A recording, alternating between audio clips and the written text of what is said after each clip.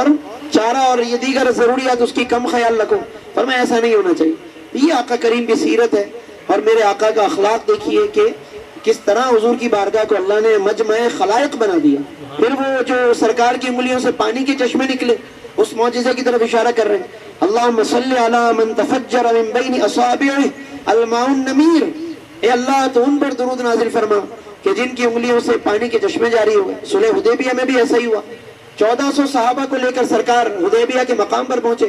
عمرہ کرنے کے لیے جا رہے تھے, کافروں نے روک دیا. اب وہاں حدیبیہ میں ایک ہی کنواں تھا, 1400 افراد, کنویں کے اندر بھی پانی تھوڑا ہی رہ گیا. وہ بھی جب جیسے استعمال کیا ختم ہو گیا. سرکار کی بارگاہ میں عرض کیا یا رسول اللہ یہاں تو پانی نہیں ہے, ہم نے جہاں پہ پڑاؤ ڈالا یہاں پانی نہیں. حضور نے فرمایا کہ ایک برتن میں تھوڑا سا پانی لے کر آؤ.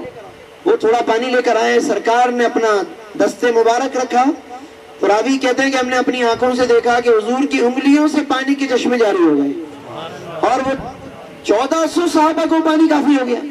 کنویں کے اندر بھی حضور نے ڈلوایا, وہ بھی اوپر کو آ گیا. اور حضرت کے ساتھ بھی کوئی ایسا ہی ہوا تھا. علامہ جزولی جنہوں نے کتاب لکھی, یہ بھی ایک دن بہت زیادہ پانی تلاش کر رہے تھے وضو کے لیے. قریب ایک بچی گھر سے کوئی جھانک رہی تھی چھوٹی, تو اس نے کہا کہ حضرت کو دیکھ کر کہ کیا میں آپ کو ایک طریقہ نہ بتاؤں کہ جس سے پانی اوپر آ جائے. کہا بتاؤ. تو اس نے خاص کوئی درود تھا جو اسے حاصل تھا اپنے بزرگوں سے, وہ درود وہ پڑھا کرتی تھی بچی. اس نے کہا کہ بس آپ یہ پڑھیں اور اس کے بعد پھر اس کنویں کے اندر کلی کر دیں یا کچھ بھی ایسا کریں جس سے پانی.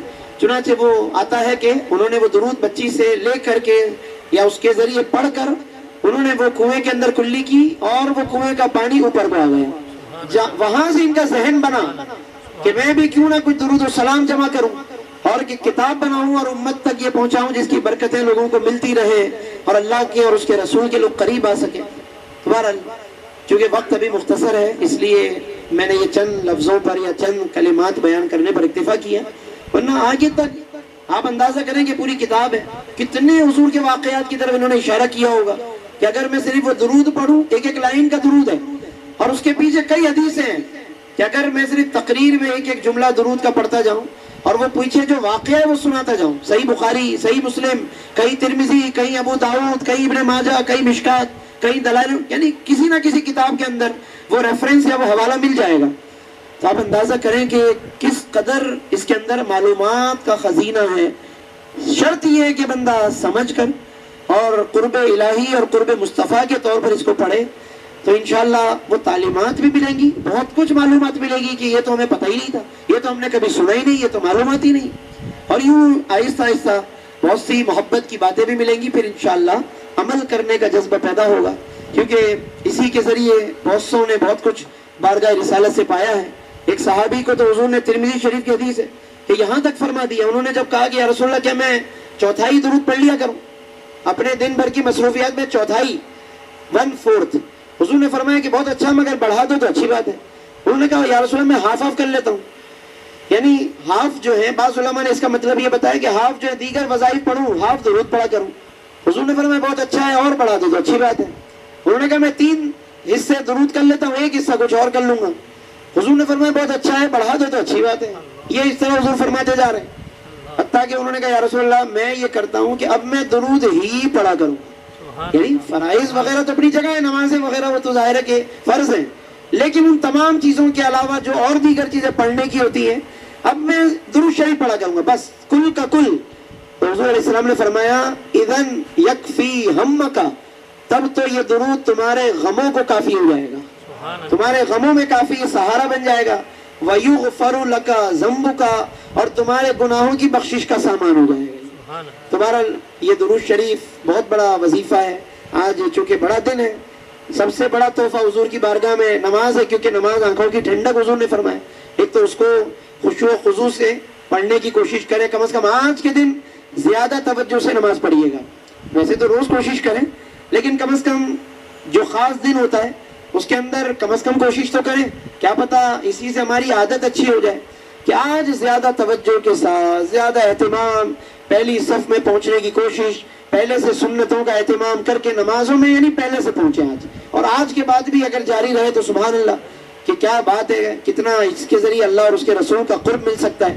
اور درود شریف, آج کے 2 وظیفے یہ خاص طور پہ اپنا لیں. اور اس کے ساتھ ساتھ خلق خدا کے ساتھ جہاں جہاں اللہ بھلائی کا موقع دے، جو بھی توفیق ملے، آقا کے نام پر بس خلق خدا کے ساتھ بھلائی کرتے جائیے، اللہ بھی انشاءاللہ بہت خوش ہوگا، اور رب کریم کو بہت ہم سے خوشی ہوگی کہ میرے بندوں نے اس میلاد کے دن، میرے نبی کی ولادت کے دن اس طرح سے اپنے آپ کو میری بارگاہ میں پیش کیا، تو یہ ہمارے لیے بھی یادگار بن جائے گا، بچوں کے لیے بھی تربیت کا ذریعہ بن جائے گا۔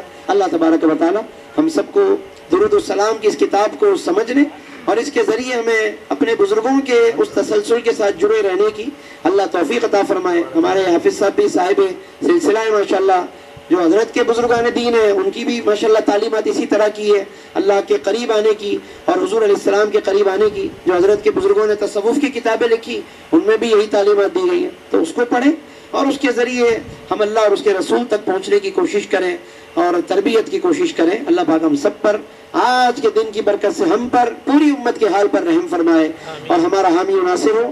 اور ایک بس چھوٹا سا پیغام رہ گیا، یہ ہمارے قبلہ بہت سے علماء، خاص طور پر ڈاکٹر نور احمد شاہتاز صاحب جو کہ معروف علماء میں سے ہیں، انہوں نے خاص طور پر بڑی اچھی مہم چلائی ہوئی ہے۔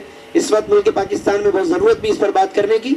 یہ جو ٹرانسجینڈر کے نام سے بے حیائی کا بل، بدنام زمانہ بل حکومت نے پاس کیا، اور بے حیائی کو فروغ دینے کے لیے، اس کو قانونی تحفظ دینے کے لیے جو معاذ اللہ کوشش ہو رہی ہے ملک پاکستان میں کہ بے حیائی کو قانونی پروٹیکشن دی جائے، قانونی طور پر معاذ اللہ بری باتوں اور بے حیائی کو، بے غیرتی کو معاذ اللہ پروٹیکٹ کیا جائے اور پوری قوم کو جناب علی بےہودہ بنایا جائے، اس کے لیے اس طرح کے یہ بل پاس کرے جا رہے ہیں بیرونی دباؤ پر، یہ جس طرح بھی، تو اس کو جس طرح ہم سے ہو سکے ہم اپنی فیس بک کے ذریعے یا جہاں جہاں بھی ہم شعور پیدا کر سکتے ہیں اس پر اویئر کریں، شعور بیدار کریں، اور اس کے لیے جہاں جہاں بھی ہم آواز اٹھا سکتے ہیں اٹھانی چاہیے۔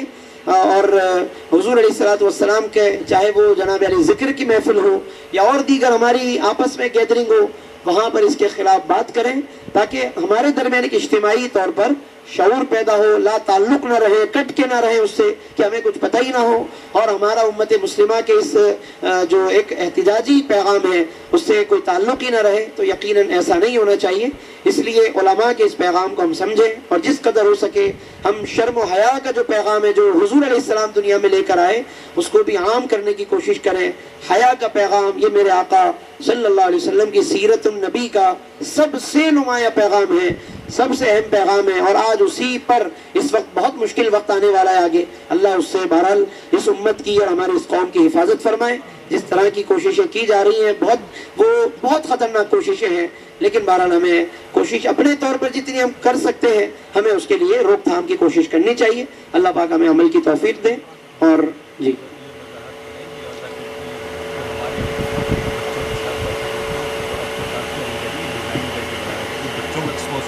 جی بالکل، یہ اس طرح کے جو بل پاس ہو رہے ہیں اس میں نوجوانوں، بچوں کا خاص طور پر ذہن کو خراب کرنے کی کوششیں کی جاتی ہیں، تو ہم بھی کبھی کبھی اتفاقاً بچوں کے ساتھ بیٹھک ہو گئی تو کوئی بات بتا دی، اس سے فائدہ نہیں ہوتا، بلکہ باقاعدہ ان کو ایک ہم ٹائم ٹیبل کے ساتھ ایک شیڈیول بنا کر ان کے ساتھ بیٹھک کریں اور ایک پورے ذہن میں بات ایک منظم کر کے ایک پروگرام بنا کر گھر میں بیٹھیں یا دوستوں میں یا کہیں بھی، تاکہ اس طریقے سے وقتاً فوقتاً ہم ان کو آگاہ کرتے رہیں معاشرے کے ان فتنوں سے اور انٹرنیٹ کے فتنوں سے، تاکہ ہم اپنی تربیت بھی کر سکیں اور اللہ کی بارگاہ میں کل قیامت کے دن سرخرو ہو سکیں۔ اللہ پاک ہم سب کو پاکیزگی عطا فرمائے، ہمارے معاشرے کو اللہ پاک رکھے اور ان بری باتوں سے اللہ ہمیں محفوظ رکھے اور ہمیں اس کے لیے اچھی کوشش کرنے کی توفیق عطا فرمائے۔ آمین۔ وآخر دعوانا الحمدللہ۔